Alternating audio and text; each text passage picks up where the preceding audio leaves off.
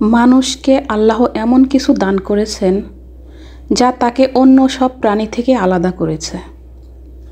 বুদ্ধি আর বিবেক। বুদ্ধি দিয়ে মানুষ চিন্তা করে, যুক্তি খোঁজে, আর বিবেক দিয়ে মানুষ বুঝতে পারে কোনটা সঠিক আর কোনটা ভুল। শুধু বুদ্ধি থাকলে মানুষ খুব চতুর হতে পারে, কিন্তু সৎ হতে পারে না।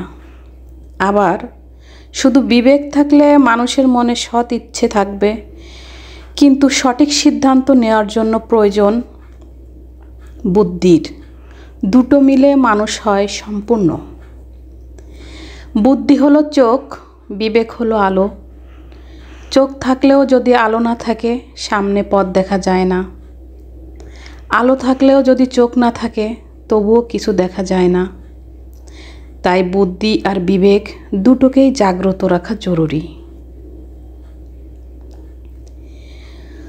বুদ্ধি দিয়ে মানুষ টাকা কামাতে পারে, শক্তি অর্জন করতে পারে, দুনিয়ার বড় আসনে বসতে পারে, কিন্তু বিবেক ছাড়া সেই সাফল্য অন্যর ক্ষতির কারণ হতে পারে। বিবেক আমাদের শেখায় যা আমাদের জন্য লাভজনক তা যেন অন্যর জন্য ক্ষতিকারক না হয়। আল্লাহ কোরআনে বলেছেন, যারা জ্ঞান রাখে তারা কি তাদের সমান যারা জানে না?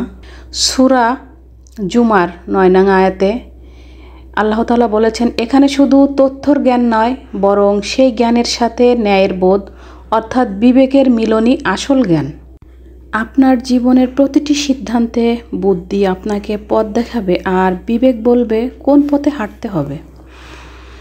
দুটো একসাথে থাকলে জীবন শুধু সফল নয়, সুন্দরও হয়। তাই প্রতিদিন নিজের বুদ্ধিকে শানিত করুন আর বিবেককে জাগ্রত রাখুন। কারণ দুনিয়ার পথের বাঁকে বাঁকে এগুলোই আপনাকে আলোর দিকে নিয়ে যাবে, আর আলোর পথেই আছে আসল মুক্তি।